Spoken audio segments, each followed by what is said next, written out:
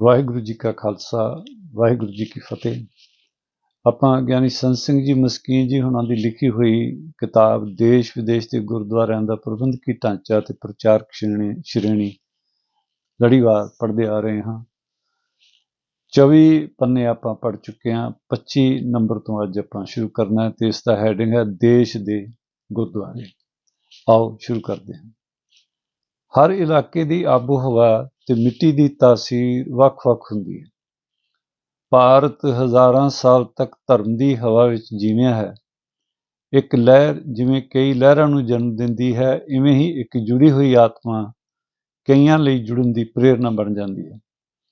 ਇਸ ਦੇਸ਼ ਵਿੱਚ ਵੈਦਿਕ ਰਿਸ਼ੀ, ਪੁਰਾਣਾਂ ਦੇ ਰਚੈਤਾ, ਮਹਾਤਮਾ, ਉਪਨਿਸ਼ਦਾਂ ਦੇ ਆਚਾਰੀਆ, ਸ਼ਾਸਤਰਾਂ ਦੇ ਗਿਆਤਾ ਤੇ ਦਾਤਾ ਅਤੇ ਅਨੰਤ ਪ੍ਰਕਾਰ ਦੇ ਭਗਤੀ ਭਰੇ ਗੀਤ ਦੇਣ ਵਾਲੇ ਭਗਤ ਤੇ ਗੋਰਖ ਬਾਣੀ ਦੇ ਯੋਗ ਮਤ ਨੂੰ ਪ੍ਰਗਟ ਕਰਨ ਵਾਲੇ ਯੋਗੀ ਪੈਦਾ ਹੋਏ। ਉੱਥੇ ਬ੍ਰਹਮ ਗਿਆਨ ਦੇ ਸਾਗਰ ਧੰਨ ਗੁਰੂ ਗ੍ਰੰਥ ਸਾਹਿਬ ਆਲਮੇ ਵਜੂਦ ਵਿੱਚ ਆਏ। ਇਹ ਲਹਿਰਾਂ, ਇਹ ਹਵਾਵਾਂ, ਇਹ ਅਧਿਆਤਮਿਕ ਤਰੰਗਾਂ ਅਜੇ ਵੀ ਭਾਰਤ ਵਿੱਚ ਮੌਜੂਦ ਹਨ।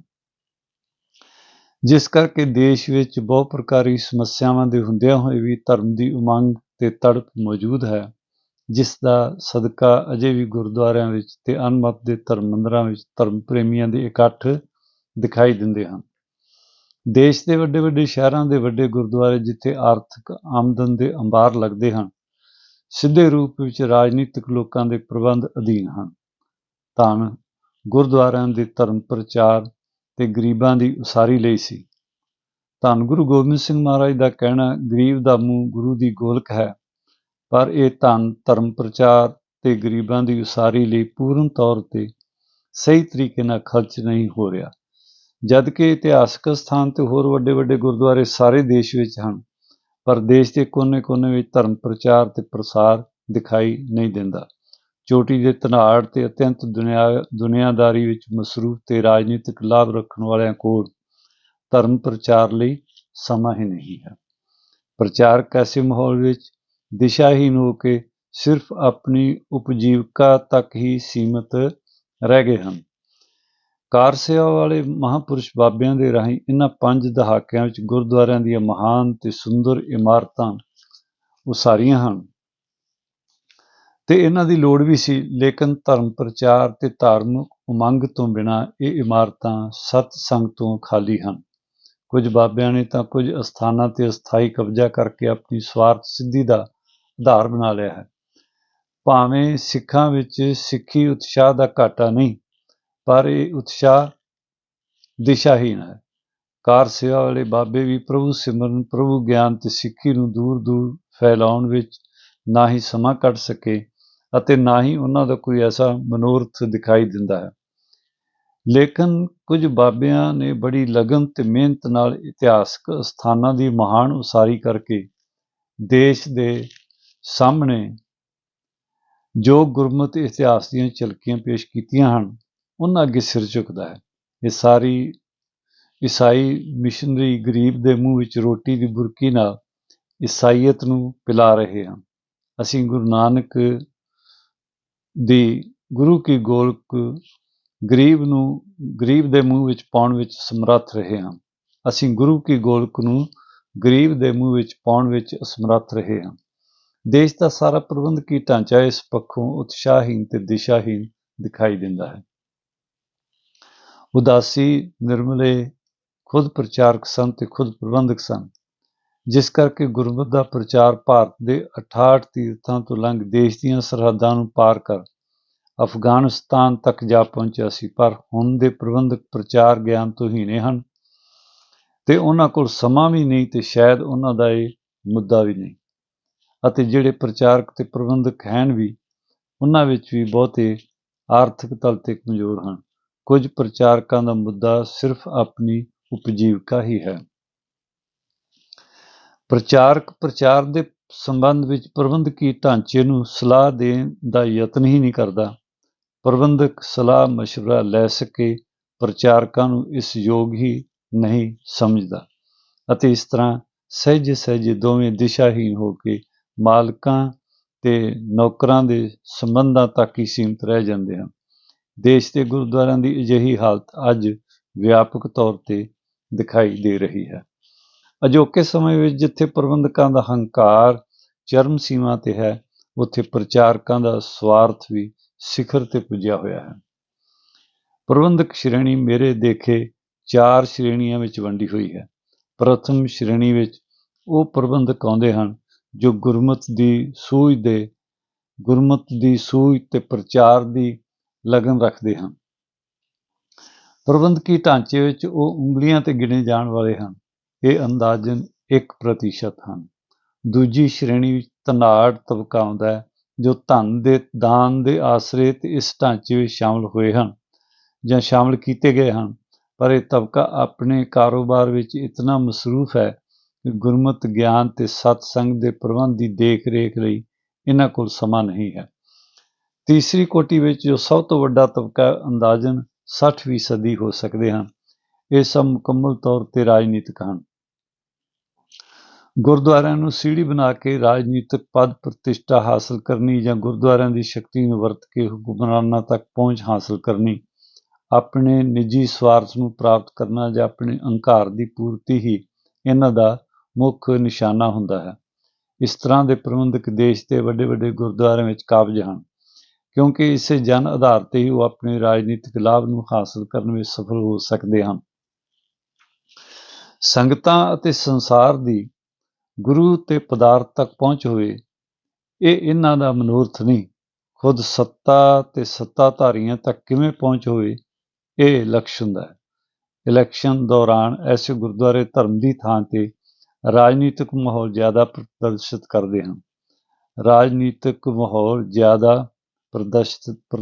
ਕਰਦੇ ਹਨ। ਸਿੱਖੀ ਜਾਂ ਸਿੱਖੀ ਦਾ ਪ੍ਰਚਾਰ ਪ੍ਰਸਾਰ ਹੋਵੇ, ਇਹ ਸੁਪਨੇ ਵਿੱਚ ਵੀ ਕਦੇ ਨਹੀਂ ਸੋਚਦੇ। ਇਹ ਰਾਜਨੀਤਿਕ ਸੱਤਾ ਹਾਸਲ ਕਰਨ ਲਈ ਜੋ ਤਰੀਕੇ ਇਸਤੇਮਾਲ ਕਰਦਾ ਹੈ,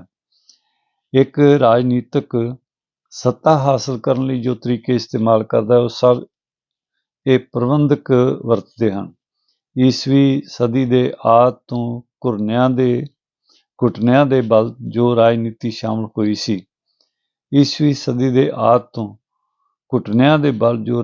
ਸ਼ਾਮਲ ਹੋਈ ਸੀ, ਉਹ ਅੱਜ ਸਿਖਰ ਜਵਾਨੀ ਤੇ ਪਹੁੰਚ ਭਿਆਨਕ ਰੂਪ ਧਾਰਨ ਕਰ ਚੁੱਕੀ ਹੈ, ਜਿਸ ਨੂੰ ਦੇਖ ਕੇ ਗੁਰਮਤਿ ਹਿਤੈਸ਼ੀਆਂ ਦੇ ਦਿਲ ਰੋ ਉੱਠਦੇ ਹਨ। ਚੌਥੀ ਕੋਟੀ ਵਿੱਚ ਕੋਈ 20% ਉਹ ਤਬਕਾ ਹੈ ਜਿਨ੍ਹਾਂ ਨੂੰ ਲੋਭ ਨੇ ਇੰਨਾ ਭ੍ਰਿਸ਼ਟ ਕਰ ਦਿੱਤਾ ਹੈ ਕਿ ਉਹ ਗੁਰੂ ਕੀ ਗੋਲਕ ਨੂੰ ਆਪਣੀ ਨਿੱਜੀ ਆਮਦਨ ਸਮਝਦੇ ਹਨ। ਗੁਰਦੁਆਰਾ ਉਹਨਾਂ ਲਈ ਨਿੱਜੀ ਦੁਕਾਨ ਤੇ ਕਾਰੋਬਾਰੀ ਦਾ ਦਾਇਰਾ ਹੈ। ਸੰਗਤਾਂ ਉਹਨਾਂ ਲਈ ਗ੍ਰਾਹਕ ਹਨ, ਜਿਨ੍ਹਾਂ ਤੋਂ ਉਹਨਾਂ ਆਰਥਿਕ ਲਾਭ ਲੈਣਾ ਹੈ।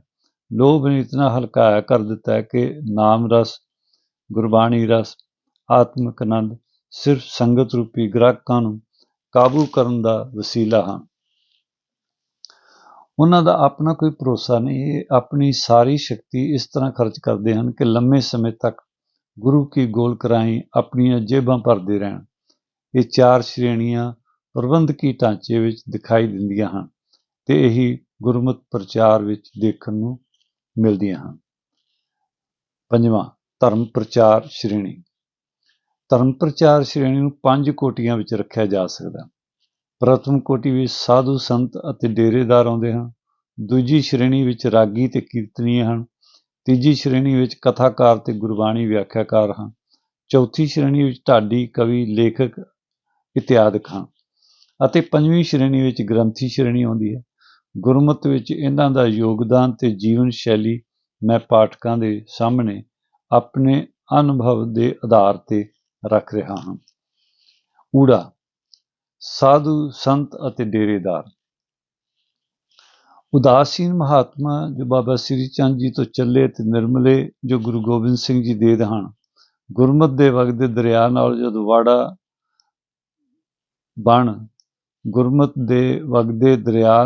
ਜਦੋਂ ਵਾੜਾ ਬਣ ਵੱਖ ਹੋਏ ਜਾਂ ਵੱਖ-ਵੱਖ ਕੀਤੇ ਗਏ, ਤਾਂ ਸਾਧੂ ਸੰਤ ਤੇ ਡੇਰੇਦਾਰਾਂ ਦੀ ਇੱਕ ਨਵੀਂ ਸ਼੍ਰੇਣੀ ਉੱਭਰ ਕੇ ਹੋਂਦ ਵਿੱਚ ਆਈ। ਕਿਸੇ ਨੇ ਜਪ ਤਪ ਕਰ ਆਤਮਿਕ ਆਨੰਦ ਦੀ ਸਿਖਰਤਾ ਨੂੰ ਛੂਹਿਆ ਤਾਂ ਇਸ ਤਰ੍ਹਾਂ ਦੀਆਂ ਸ਼ਖਸੀਅਤਾਂ ਦੇ ਆਲੇ ਦੁਆਲੇ ਸ਼ਰਧਾਲੂ ਪ੍ਰੇਮੀਆਂ ਦਾ ਇਕੱਠ ਹੋਣਾ ਸੁਭਾਵਿਕ ਸੀ, ਜਿਵੇਂ ਕਿ ਬਾਬਾ ਅਤਰ ਸਿੰਘ, ਬਾਬਾ ਨਿਧਾਨ ਸਿੰਘ ਹਜ਼ੂਰ ਸਾਹਿਬ ਵਾਲੇ, ਅਕਾਲੀ ਕੌਰ ਸਿੰਘ, ਕਸ਼ਮੀਰ ਸਿੰਘ, बाबा सुंदर सिंह अली बेग गुजरात पाकिस्तान, बाबा करम सिंह होती मरदान, संत भगत सिंह बन्नू, बाबा कान सिंह पिशावर, बाबा ज्वाला सिंह हरखोवाल, संत प्रेम सिंह बराला, बाबा भाग सिंह गिद्दड़ संत अमीर सिंह सतवाली गली, बाबा संगत सिंह कुमारिया, बाबा श्याम सिंह, बाबा गुरमुख सिंह, बाबा दयाल सिंह, महंत जवाहर सिंह। इन्हां महापुरुषों ने अपने जीवन में गुरबाणी नाम का दीपक जगा के गुरमत की रोशनी फैलाई। इन्हां दियां नाम ते करनी दियां लहरां अज भी गुरमत हतैशियां नूं प्रेरणा दिंदियां हन। इन्हां दे शरीर त्यागन दे बाद इन्हां दे निकटवर्ती सेवा करन वाले भी सत्कारे जांदे रहे। सहजे सहजे यादगारी डेरे बनते गए ਅਤੇ ਡੇਰਿਆਂ ਦੀ ਗੱਦੀ ਦੀ परंपरा प्रचलित हुई। साइकिल का पैडल मारना बंद करने के बाद भी साइकिल कुछ दूर तक चलती है। हूबहू जप तप तो हीणे सेवक डेरिਆਂ ਦੀ देखा देखी मूल रूप ਵਿੱਚ ਨਾ ਕੁਝ ਹੁੰਦੇ ਹੋਏ ਵੀ ਅਨੰਤ ਡੇਰੇ ਬਣਾ ਕੇ ਚਲਾ ਲੈਂਦੇ ਹਨ ਤੇ ਕੁਝ ਉਹਨਾਂ ਦੀ ਹੋਂਦ ਵਿੱਚ ਹੀ ਮਿਟ ਜਾਂਦੇ ਹਨ। ਇਸ ਤਰ੍ਹਾਂ ਗੁਰਮਤਿ ਜਗਤ ਵਿੱਚ ਇਹ ਪ੍ਰਚਾਰ ਦਾ ਵਿਆਪਕ ਤੇ ਵੱਡਾ ਸਾਧਨ ਮੰਨੇ ਗਏ ਹਨ। ਪਰ ਅੱਜ ਦੇ ਸਮੇਂ ਦੇ ਦਰਪਣ ਵਿੱਚ ਦੇਖੀਏ ਤਾਂ ਇਹ ਤਸਵੀਰ ਜ਼ਿਆਦਾਤਰ ਧੁੰਦਲੀ ਹੋ ਚੁੱਕੀ ਹੈ ਜਾਂ ਕਿਧਰੇ ਕਿਧਰੇ ਆਪਣਾ ਰੂਪ ਗੁਰਮਤਿ ਤੋਂ ਉਲਟ ਬਣਾ ਚੁੱਕੀ ਹੈ। ਰਾਧਾ ਸੁਆਮੀ ਨਿਰੰਕਾਰੀ ਨਾਮਧਾਰੀ ਆਪਣਾ ਰੂਪ ਜਿਸ ਤਰ੍ਹਾਂ ਪੇਸ਼ ਕਰਦੇ ਹਨ, ਇਹ ਗੁਰੂ ਨਾਨਕ ਦੇ ਸਿੱਖ ਨਾ ਅਖਵਾ ਕੇ ਆਪਣੇ ਆਪ ਨੂੰ ਰਾਧਾ ਸੁਆਮੀ ਨਿਰੰਕਾਰੀ ਅਖਵਾਉਂਦੇ ਹਨ। ਸ਼ੁਰੂ ਵਿੱਚ ਗੁਰਬਾਣੀ ਦਾ ਜਪ ਤੇ ਪ੍ਰਚਾਰ ਕਰਦੇ ਸਨ, ਪਰ ਬਾਅਦ ਵਿੱਚ ਪ੍ਰਚਾਰ ਦੀ ਧਾਰਾ ਨੂੰ ਆਪਣੇ ਵੱਲ ਮੋੜ ਲਿਆ ਤੇ ਆਪਣੇ ਸ਼ਰਧਾਲੂਆਂ ਨੂੰ ਆਪਣੇ ਤੱਕ ਹੀ ਰੋਕ ਲਿਆ। ਬਾਕੀ ਡੇਰੇਦਾਰਾਂ ਨੇ ਵੱਖ-ਵੱਖ ਮਰਿਆਦਾਵਾਂ ਚਲਾ ਕੇ ਮਰਿਆਦਾ ਦੇ ਆਧਾਰ ਤੇ ਕੌਮ ਧਾਰਮਿਕ ਜਗਤ ਵਿੱਚ ਵੰਡੀਆਂ ਪਾ ਦਿੱਤੀਆਂ ਅਤੇ ਦਾਅਵੇ ਚੱਲ ਪਏ ਕਿ ਸਾਡੇ ਡੇਰੇ ਦੀ ਇਹ ਮਰਜ਼ਾਦਾ ਤੇ ਉਹਨਾਂ ਦੇ ਡੇਰਿਆਂ ਦੀ ਉਹ ਮਰਜ਼ਾਦਾ ਹੈ। ਜਿਹੜੀ ਕੌਮ ਧਾਰਮਿਕ ਤਲ ਤੇ ਇੱਕ ਨਾ ਹੋਵੇ ਉਸ ਨੂੰ ਸਿਆਸੀ ਤਲ ਤੇ ਇੱਕ ਰੱਖਣਾ ਔਖਾ ਹੈ। ਜਿਹੜੀ ਕੌਮ ਆਪਣੇ ਧਾਰਮਿਕ ਕੇਂਦਰ ਤੋਂ ਟੁੱਟ ਜਾਂਦੀ ਹੈ ਉਹ ਆਪਣੀ ਜੜ੍ਹਾਂ ਤੋਂ ਉਖੜ ਜਾਂਦੀ ਹੈ। ਸ਼ਾਇਰ ਮਸ਼ਰਕ ਅਲਾਮਾ ਇਕਬਾਲ ਦਾ ਇਹ ਸੁਨਹਿਰੀ ਵਾਕ ਪ੍ਰਬਲ ਗਵਾਹੀ ਦਿੰਦਾ ਹੈ, ਕੌਮੋਂ ਕੇ लिए ਮੌਤ ਹੈ ਮਰਕਜ਼ ਸੇ ਜੁਦਾਈ। ਇਨ੍ਹਾਂ ਡੇਰਿਆਂ ਵਿੱਚ ਅੱਜ ਕੱਲ੍ਹ ਗੁਰੂ ਦੇ ਪੁਰਬ ਨਹੀਂ ਮਨਾਏ ਜਾਂਦੇ, ਬਲਕਿ ਡੇਰਿਆਂ ਦੇ ਮੁੱਖ ਬੁਨਿਆਦੀ ਮਹਾਂਪੁਰਖਾਂ ਜਾਂ ਸੰਚਾਲਕਾਂ ਦੀਆਂ ਬਰਸੀਆਂ ਹੀ ਮਨਾਈਆਂ ਜਾਂਦੀਆਂ। ਬਾਬੇ ਸ਼ਬਦਾਰਥ ਬਾਬਾ ਨਾਨਕ ਨਾ ਹੋ ਕੇ ਡੇਰਿਆਂ ਦੇ ਬੁਨਿਆਦੀ ਸੰਚਾਲਕਾਂ ਲਈ ਹੀ ਹੁੰਦੇ ਹਨ। ਮਨੋਕਲਪਿਤ ਕਰਾਮਾਤਾਂ ਜੋੜ ਕੇ ਡੇਰਿਆਂ ਦੀ ਮਹਾਨਤਾ ਵਧਾਈ ਜਾਂਦੀ ਹੈ। ਭਾਵੇਂ ਇਹਨਾਂ ਵਿੱਚੋਂ 95% ਡੇਰੇਦਾਰ ਗ੍ਰਸਤੀ ਨਹੀਂ ਹੁੰਦੇ, ਪਰ ਦੁਨੀਆਦਾਰੀ ਦੀ ਪਕੜ ਤੇ ਅਹੰਕਾਰ ਬਹੁਤ ਜ਼ਿਆਦਾ ਹੁੰਦਾ ਹੈ। ਗ੍ਰਸਤੀ ਦਾ ਮੋਹ ਆਪਣੇ ਛੋਟੇ ਜਿਹੇ ਮਕਾਨ ਨਾਲ ਹੁੰਦਾ ਹੈ। ਇਹਨਾਂ ਸਾਧਾਂ ਦਾ ਪ੍ਰਬਲ ਮੋਹ ਡੇਰਿਆਂ ਦੀਆਂ ਇਮਾਰਤਾਂ ਵਿੱਚ ਹੈ। ਗ੍ਰਸਤੀ ਆਪਣੇ ਬੱਚਿਆਂ ਦੇ ਮੋਹ ਵਿੱਚ ਫਸ ਕੇ ਜੀਵਨ ਦੇ ਲਕਸ਼ ਨੂੰ ਭੁੱਲ ਜਾਂਦਾ ਹੈ। ਇਹ ਸਾਧ ਆਪਣੇ ਚੇਲੇ ਚਾਰਦਿਆਂ ਦੀ ਪਕੜ ਜਕੜ ਵਿੱਚ ਫਸ ਕੇ ਆਪਣੇ ਜੀਵਨ ਦੇ ਮਨੋਰਥ ਤੋਂ ਦੁਰਾਡੇ ਚਲੇ ਜਾਂਦੇ ਹਨ। ਸਮਾਜ ਵਿੱਚ ਗ੍ਰਸਤੀ ਦੀ ਮਹਿਮਾ ਉਸਦੇ ਧਨ ਸੰਪਤੀ ਕਰਕੇ ਹੀ ਹੁੰਦੀ ਹੈ। ਇਹਨਾਂ ਸਾਧੂਆਂ ਦੀ ਮਹਿਮਾ ਅਧਿਆਤਮਿਕ ਗੁਣਾਂ ਤੇ ਨਾ ਹੋ ਕੇ ਧਨ ਸੰਪਦਾ ਤੇ ਉੱਚੀਆਂ ਉੱਚੀਆਂ ਇਮਾਰਤਾਂ ਤੇ ਖੜੀ ਹੈ। ਤਿਆਗ ਦੇ ਅਖੌਤੀ ਜਾਲ ਵਿੱਚ ਸ਼ਰਧਾਲੂਆਂ ਨੂੰ ਫਸਾ ਕੇ ਆਪਣਾ ਧਨ ਮਨੋਰਥ ਹਾਸਲ ਕਰਦੇ ਹਨ। ਧਾਰਮਿਕ ਪਹਿਰਾਵੇ ਤੋਂ ਪ੍ਰਭਾਵਿਤ ਹੋ ਕੇ ਸੰਗਤਾਂ ਖੁੱਲ੍ਹਾ ਧਨ ਦਸਵੰਧ ਆਦਿਕ ਇਹਨਾਂ ਦੀਆਂ ਝੋਲੀਆਂ ਵਿੱਚ ਪਾਉਂਦੀਆਂ ਹਨ। ਧਨ ਦੀ ਸ਼ਕਤੀ ਦੇ ਥੱਲੇ ਗੁਰਮਤਿ ਦੇ ਮਨੁੱਖੀ ਰਹੁ ਰੀਤ ਦੱਬ ਕੇ ਰਹਿ ਜਾਂਦੀ ਹੈ। ਕਿੰਤੂ ਪਰੰਤੂ ਕਰਨ ਵਾਲੇ ਵਾਸਤੇ ਕੋਈ ਥਾਂ ਨਹੀਂ ਹੈ। ਇਸ ਤਰ੍ਹਾਂ ਇਹ ਡੇਰੇ ਛੋਟੀਆਂ ਵੱਡੀਆਂ ਇਮਾਰਤਾਂ ਦੇ ਰੂਪ ਰੇਖਾ ਦੀ ਪ੍ਰਦਰਸ਼ਨੀ ਕਰਦੇ ਹਨ। ਥੋੜ੍ਹੇ ਜਿਹੇ ਹੀ ਐਸੇ ਡੇਰੇ ਹਨ ਜਿੱਥੇ ਗੁਰਮਤਿ ਦਾ ਦੀਵਾ ਬਲਦਾ ਹੈ। ਡੇਰੇਦਾਰ ਗੁਰਬਾਣੀ ਨੂੰ ਅੱਗੇ ਕਰ ਆਪਣੇ ਆਪ ਨੂੰ ਪਿੱਛੇ ਰੱਖਦੇ ਹਨ ਅਤੇ ਪਾਰਖੂ ਉਹਨਾਂ ਦੇ ਜੀਵਨ ਵਿੱਚ ਗੁਰਬਾਣੀ ਦੀ ਝਲਕ ਦੇਖ ਗੁਰੂ ਪਰਮਾਤਮਾ ਨੂੰ ਯਾਦ ਕਰਦੇ ਹਨ। ਜਿਨ੍ਹਾਂ ਨੂੰ ਦੇਖ ਗੁਰੂ ਯਾਦ ਆਵੇ, ਐਸੇ ਡੇਰੇਦਾਰ ਦੋ ਹੱਥਾਂ ਦੀਆਂ ਉਂਗਲੀਆਂ ਤੋਂ ਜ਼ਿਆਦਾ ਨਹੀਂ ਹਨ। ਗੁਰਮਤਿ ਦਾ ਦਰਦ ਰੱਖਣ ਵਾਲੇ ਬਹੁਤ ਸਾਰੇ ਡੇਰਿਆਂ ਦੀ ਮਨਮਤ ਨੂੰ ਵੇਖ ਕੇ ਦੁਖੀ ਹਨ ਤੇ ਗੁਰਮਤਿ ਪ੍ਰਚਾਰ ਦੇ ਦ੍ਰਿਸ਼ਟੀਕੋਣ ਤੋਂ ਇਹ ਡੇਰੇ ਨਿਰਾਸ਼ਾਜਨਕ ਹਨ। ਇਨ੍ਹਾਂ ਡੇਰੇਦਾਰਾਂ ਨਾਲ ਪ੍ਰਤੱਖ ਤੇ ਪ੍ਰਤੱਖ ਰੂਪ ਵਿੱਚ ਰਾਜਨੀਤਿਕ ਲੋਕਾਂ ਦੇ ਸੰਬੰਧ ਵੀ ਦਿਖਾਈ ਦਿੰਦੇ ਹਨ। ਇਹ ਸੰਬੰਧ ਕੋਰੇ ਰਾਜਨੀਤਿਕ ਹੁੰਦੇ ਹਨ। ਕੌਮੀ ਦਰਦ ਤੋਂ ਨਿਆਰੇ ਰਾਜਨੀਤਿਕ ਲਾਭ ਇਹਨਾਂ ਸੰਬੰਧਾਂ ਵਿੱਚ ਸਾਫ਼ ਝਲਕਦਾ ਹੈ। ਕੌਮ ਦੀ ਪੀੜਾ ਵਿੱਚ ਸ਼ਾਮਲ ਹੋਣ ਦੀ ਥਾਂ ਕਈ ਦਫਾ ਪੀੜਾ ਵਧਾਉਣ ਦੇ ਯਤਨਾਂ ਨਾਲ ਸ਼ਮੂਲੀਅਤ ਦੇਖੀ ਦੀ ਹੈ।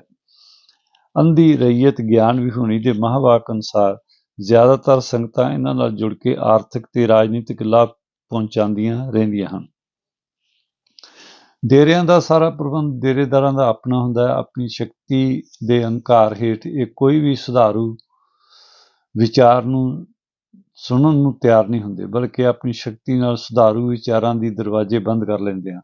ਇਹਨਾਂ ਬੰਦ ਦਰਵਾਜ਼ਿਆਂ ਵਿੱਚ ਅਹੰਕਾਰ ਆਸ਼ਰਿਤ ਨਿਜ਼ਾਮ ਚੱਲਦਾ ਹੈ।